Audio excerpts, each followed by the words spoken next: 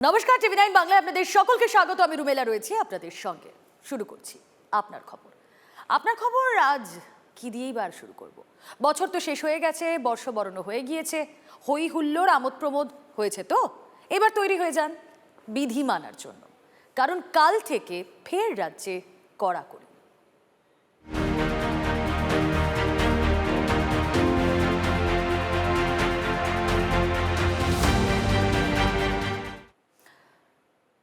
শুরুতেই যে খবর আপনাদেরকে দেব তা মোটেই ভালো নয়। এমন খবর রোজ পড়তে, রোজ দিতে আমাদেরও ভালো লাগে না, কিন্তু লাগাম ছাড়া বিধিভঙ্গের ফল পাচ্ছে বাংলা। এ রাজ্যে ফের কোভিড সুনামি। একদিনেই রাজ্যে আক্রান্ত ৬,১৫৩। ৬ জুনের পর ২৪ ঘন্টায় রাজ্যে এত বেশি সংক্রমণ এইবার। পজিটিভিটি রেট প্রায় ১৬%। ১৭,০০০ পেরোলো সক্রিয় রোগীর সংখ্যা। মৃত্যু হয়েছে ৮ জন। শুধু কলকাতাতেই আক্রান্ত ৩,১৯৪, হাজার ছুঁই ছুঁই। সংক্রমণ উত্তর ২৪ পরগনায় আর হাওড়ায় আক্রান্ত ৫৯৫। উত্তর ২৪ পরগনায় একদিনে আক্রান্তের সংখ্যাটা আপনাদেরকে জানিয়ে দিই, ৯৯৪।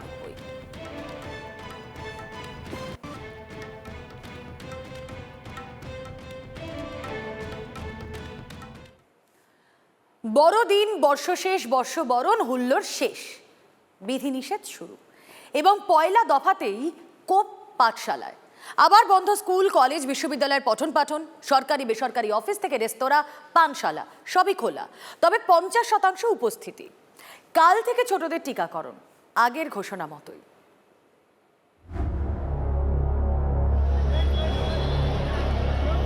পার্ক স্ট্রিটের ভিড়ের ভাইরাল ছবি মনে আছে তো?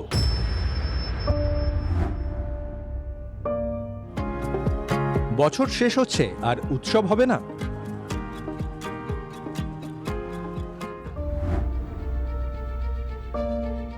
বড়দিনের ইকো পার্কে ৬০,০০০-এর ভিড়, আর বর্ষবরণের দিন ৭৬,০০০।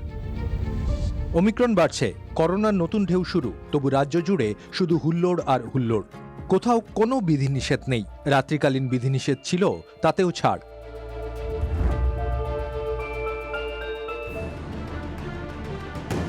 উৎসব শেষ, বিধিনিষেধের পালা শুরু, আর গোড়াতেই কোপ স্কুল, কলেজ, বিশ্ববিদ্যালয়। সদ্য শুরু হয়েছিল ক্লাসে বসে পড়াশুনো, আবার সব বন্ধ। সমস্ত স্কুল, কলেজ, ইউনিভার্সিটিজ বন্ধ থাকবে। স্কুল, কলেজ, বিশ্ববিদ্যালয়ের পঠন পাঠন, swimming pool, spa, gym, beauty parlour, salon, wellness centre, সমস্ত বিনোদন পার্ক, চিড়িয়াখানা, পর্যটন কেন্দ্র। রাত ১০টা থেকে ভোর ৫টা পর্যন্ত অনুমতি শুধু জরুরি ও অত্যাবশ্যকীয় ক্ষেত্রে। বন্ধ নয়, কিন্তু দিনভর নিয়ন্ত্রণ বিধি একাধিক ক্ষেত্রে। স্কুল, কলেজ, বিশ্ববিদ্যালয়ে শিক্ষক, শিক্ষাকর্মীদের ৫০% উপস্থিতি। সরকারি বেসরকারি অফিসে ৫০% উপস্থিতি। ওয়ার্ক ফ্রম হোমে জোর। শপিং মল, মার্কেট কমপ্লেক্স, রেস্তোরাঁ, পানশালায় ৫০% উপস্থিতি। সিনেমা হল, থিয়েটারে ৫০% উপস্থিতি। মিটিং, কনফারেন্সে সর্বোচ্চ ২০০ বা আসনের ৫০%। সামাজিক, ধর্মীয়, সাংস্কৃতিক অনুষ্ঠানে একসঙ্গে ৫০ জনের বেশি নয়। বিয়েতেও ৫০ জনের বেশি নয়। শেষ যাত্রায় ২০ জনের বেশি নয়। কোভিড বিধি মেনে হোম ডেলিভারিতে অনুমতি। পঠন পাঠন বন্ধ থাকলেও ছোটদের টিকাকরণ চলবে। গঙ্গাসাগর মেলা, কলকাতা বইমেলা, চলচ্চিত্র উৎসব নিয়ে আপাতত কোনো সিদ্ধান্ত হয়নি। মাস্ক, দূরত্ব বিধি মেনে চলার উপর জোর দিতে বলা হয়েছে। সরকারি বিধিনিষেধ না মানলে বিপর্যয় মোকাবিলা আইনে ব্যবস্থা নেওয়া হবে, সতর্ক করেছে নবান্ন। আপাতত বিধিনিষেধের মেয়াদ ৩ থেকে ১৫ই জানুয়ারি। Bureau report, TV nine Bangla. করোনায় কড়া নবান্ন। সপ্তাহের প্রথম দিন থেকে গণপরিবহনে পায়ে বেরিয়ে, আরও ভালো করে বললে শহরতলির লাইফলাইন লোকাল ট্রেনে আসনের ৫০% যাত্রী নিয়ে চলবে লোকাল মেট্রো। সন্ধে ৭টায় বন্ধ হচ্ছে লোকাল ট্রেন। কিছু বিধিনিষেধ বিমানেও। নতুন বছরের শুরুতে কি তবে হয়রানির সঙ্গী রাস্তায় বেরোলে? অফিস পুরোপুরি বন্ধ নয়। রেস্তোরাঁ, পানশালা, cinema hall, theatre, shopping mall, market complex রাত ১০টা পর্যন্ত খোলা। কিন্তু কর্মীরা বাড়ি ফিরবেন কিভাবে? রাত ১০টা থেকে তো শুরু বিধিনিষেধ। সাধারণের যাতায়াত, গণপরিবহনের চাকাতেও। সবচেয়ে বড় কথা, শহরতলির লাইফলাইনে দৈনিক ইতি পড়বে সন্ধ্যে ৭টাতেই। তবে কি রাস্তায় বেরোলে ভোগান্তির সঙ্গী? লোকাল ট্রেনে আসনের 50% বেশি যাত্রী নয়। সন্ধে 7টায় প্রান্তিক স্টেশন থেকে শেষ ট্রেন ছাড়বে, তারপর স্টাফ স্পেশাল চালাবে রেল। মেট্রোয় আসনের 50%-এর বেশি যাত্রী নয়, পুরনো টাইম টেবিল মেনে চলবে মেট্রো। মেট্রোয় টোকেন বন্ধ, স্মার্ট কার্ড আবশ্যক। যারা লোকাল ট্রেনস আছে তারা 50% সিটিং ক্যাপাসিটি তে চলতে পারে বিকেলে 7টা অবধি। 100 বার অসুবিধায় পড়বো। আমি একজন এমার্জেন্সি স্টাফ WBDCL এ। আমাদের এমার্জেন্সি সিস্টেমে যখন স্মুথ রাখতে গেলে তো সেক্ষেত্রে আমাদের 8টা 10টা পর্যন্তও থাকতে হয়। সেক্ষেত্রে আমরা কিভাবে আসবো? দিন আবার দিন খাওয়া মানুষ, আমরা প্রতিদিন আমরা ট্রেনে করে যাতায়াত করি, তা আমাদের তো রুজি রোজগারটাই না বন্ধ হয়ে যায়, আমাদের তো না খেয়ে থাকতে হবে। লোকাল ট্রেনে কম খরচে যাতায়াত করা যায়, ফলে সন্ধ্যের লাস্ট ট্রেন মিস করলে খরচও বাড়বে কয়েক গুণ। তবে বাস, ট্যাক্সি, ক্যাব, অটো নিয়ে আলাদা কোনো নির্দেশিকা জারি হয়নি। রাত 10টা থেকে ভোর 5টা পর্যন্ত শুধুমাত্র জরুরি প্রয়োজনে গাড়ি চলাচলের অনুমতি দেওয়া হবে। কিছু বিধিনিষেধ জারি হয়েছে বিমান চলাচলের ওপরও। গ্রেটার কলকাতা সরাসরি উড়ান পরিষেবা বন্ধ। আন্তর্জাতিক বিমান যাত্রীদের অ্যান্টিজেন পরীক্ষা আবশ্যক। অ্যান্টিজেন পরীক্ষায় পজিটিভ এলে RT-PCR আবশ্যক। মুম্বাই দিল্লির সঙ্গে শুধু সোম শুক্র বিমান যোগাযোগ। করোনার দৌড় ঠেকাতে বিধিনিষেধ জরুরি ছিল, কিন্তু তার জন্য হয়রানি ভোগান্তিও নিত্যসঙ্গী হতে চলল। টের পাওয়া সময়ের অপেক্ষা। Bureau report, TV9 Bangla. কোভিডের সংক্রমণ হু হু করে বাড়ছে। কাল থেকে কড়া বিধিনিষেধ জারি করেছে রাজ্য সরকার। তারপরেও কি হুঁশ আছে? মাস্ক না পরার নানা অজুহাত রেডি। প্রবীণদের মধ্যে ওই প্রবণতা দেখা যাচ্ছে। কেউ আবার প্রশ্ন তুলছেন এই অতিমারি নিয়েই। কতটা মানছেন এবং আপনার মুখে মাস্ক নেই? মাস্কটা আমার কষ্ট হয়, মানে শ্বাস নিতে। আচ্ছা, আমার ব্যাগে রয়েছে তো মাস্ক। ব্যাগে রয়েছে। আর কাল থেকেই আংশিক লকডাউন শুরু হয়ে যাচ্ছে, এই বিনোদন পার্কও বন্ধ হয়ে যাবে। আচ্ছা, যেভাবে করোনা বাড়ছে এইভাবে না এইভাবে তখন আর মানে বেরোই তো না, এমনি আজকে বেরিয়েছি তাই মাস্কটা ব্যাগে রয়েছে, লাগিয়েছিলাম, আমার কষ্ট হচ্ছে বলে খুলে দিলাম। কাল থেকে हमको एक बात बताइए, जो रोड का भंगी लेटा हुआ होता है उसको कोरोना नहीं हुआ? मेरे को इस बात का पूरी हुकूमत से ये जवाब चाहिए। অজুহাতগুলো শুনলেন তো? আচ্ছা, ঘোষণা কখন হয়েছে এই রাজ্যের নির্দেশিকা নবান্নের তরফ থেকে? বেলা 3টে। তারপরে বেশ কিছু বক্তব্য আপনাদের সামনে রাখলাম। এগুলো সব কিছুই বিকেলে কি ভাবছেন তারা যারা ঘুরতে বেরিয়েছেন বছরের প্রথম রবিবারে। চলুন এবার একটু সন্ধ্যের ছবি দেখাই, আপনাদেরকে সঙ্গে করে নিয়ে যাই গড়িয়াহাটে। জমজমাট গড়িয়াহাট। এই মুহূর্তে প্রতিনিধি দীক্ষা ভুইয়া সেখানে রয়েছেন। দীক্ষা, অ্যাজ এক্সপেক্টেড তুমি যেখানে দাঁড়িয়ে রয়েছো, গড়িয়াহাটে সাধারণ মানুষ তারা প্রত্যেকেই অ্যাওয়্যার এই বিষয়টা সম্পর্কে যে আগামীকাল থেকে রাজ্যে করা বিধিনিষেধ। তারা কতটা মানছেন? মাস্ক মুখে আছে না নেই?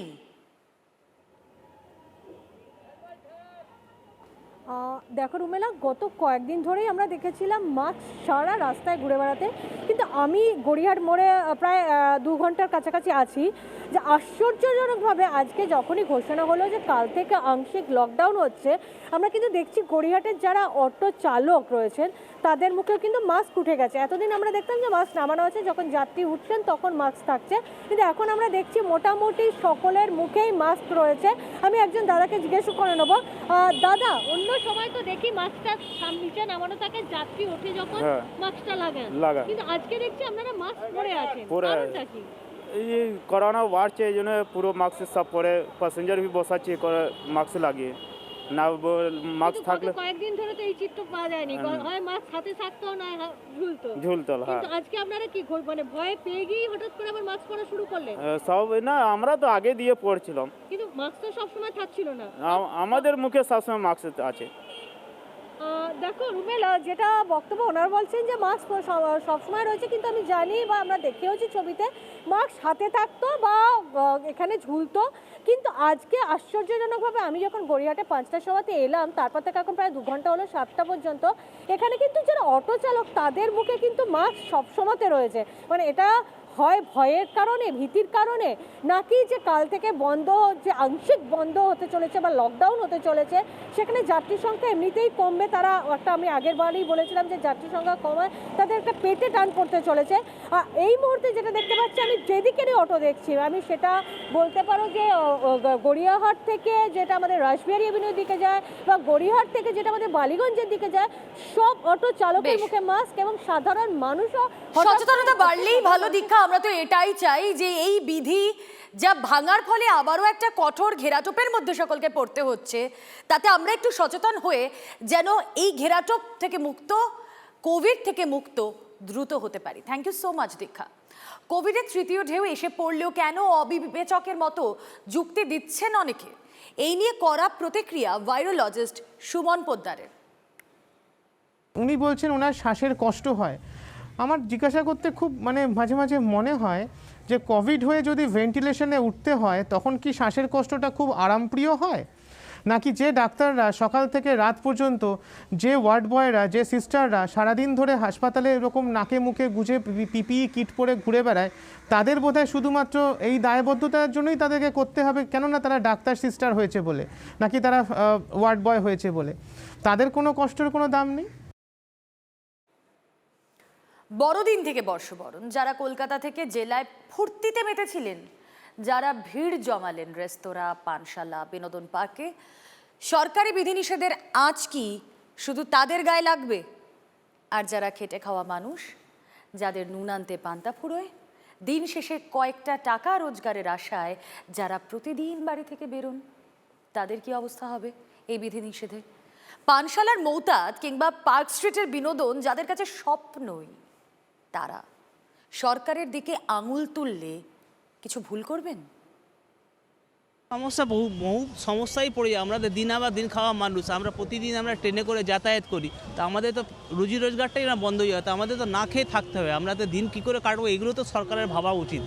আর যখন এই ভিড়টা, যখন যার মূল স্রোত যেটা 25 ডিসেম্বর যেগুলো হয়েছে, সেইগুলো সরকার আগে যদি ব্যবস্থা নিত, তাহলে অন্তত এই ভয়ঙ্কর পরিস্থিতিটা মনে কিছুটা কমানো যেতে পারত।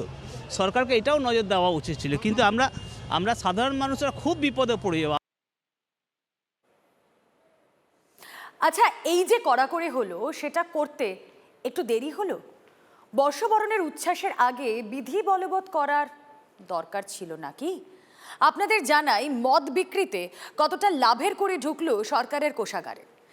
একটু নজর রাখি পরিসংখ্যানের দিকে।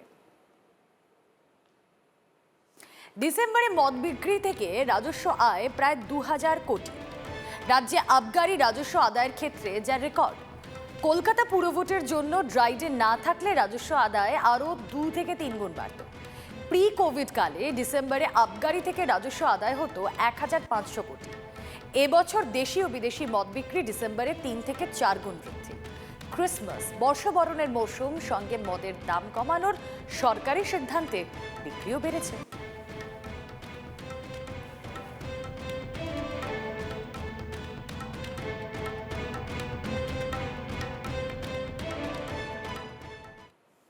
এবারের খবরটা অত্যন্ত গুরুত্বপূর্ণ। আপনার সন্তানের স্বাস্থ্য সংক্রান্ত। করোনা বাড়ছে, ওমিক্রন ওত পেতে আছে, এখন সাবধান থাকার সময়। কাল থেকে নাবালকদের টিকাকরণ শুরু হচ্ছে। রাজ্যে 15 থেকে 18 বছর বয়সীদের ভ্যাকসিনেশন হবে স্কুলে। আপনি কি কলকাতার বাসিন্দা? তাহলে জেনে নিন শহরের কোন কোন স্কুলে পড়ুয়াদের টিকার ব্যবস্থা হচ্ছে। মনে রাখবেন, ক্লাস বন্ধ থাকলেও স্কুলই, সেখানেই হবে টিকাকরণ একমাত্র।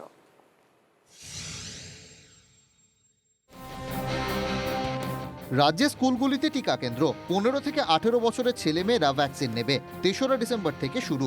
একে একে স্কুলের সংখ্যা বাড়বে রাজ্য জুড়ে। তবে সোমবার কলকাতার কোন কোন স্কুলে টিকা দেওয়া হবে তা চূড়ান্ত। এজন্য 16টি স্কুলকে চূড়ান্ত করেছে পুরসভা। সোমবার থেকে কোন কোন স্কুলে টিকা দেওয়া হবে? Bagbazar multipurpose government girls high school, town school, Sarada Prasad institute for girls, Bethune collegiate school, government sponsored multipurpose school for boys Taki house, modern school, Sakhawat memorial girls school, Jagatbandhu institution, Chetla girls high school, Rajendra Shiksha Sadan girls high school, Santoshpur Rishi Aurobindo Balika Vidyalaya, VIP Nagar high school, Shahapur Harendranath Vidyapith, Behala high school, garden reach Nutbihari Das girls high school, James long সরণি উচ্চ বালিকা বিদ্যালয়। তবে মঙ্গলবার অন্য 16টি স্কুলে টিকা দেওয়া হবে। সেই তালিকা সোমবারই জানাবে কলকাতা পুরসভা। পুরসভা সূত্রে জানানো হয়েছে, তালিকায় নাম থাকা স্কুলের ছাত্রছাত্রীদের আধার কার্ড নিয়ে যেতে হবে। যারা স্কুল ছুট বা স্কুলে পড়ে না এমন 15 থেকে 18 বছর বয়সীদের পুরসভার 39টি টিকাদান কেন্দ্রে যে কোনো একটিতে যেতে হবে। Bureau report, TV9 Bangla. এবার জানাই, বয়স কি 15 বছর বা তার বেশি? তাহলেই শর্ত পূরণ। সোমবার থেকে মিলবে করোনা টিকা। শনিবার থেকেই খুলে দেওয়া হয়েছে রেজিস্ট্রেশনের দরজা। কোভিন পোর্টালে ঢুকে কিভাবে করবেন রেজিস্ট্রেশন, আসুন আপনাদেরকে একটু সাহায্য করি।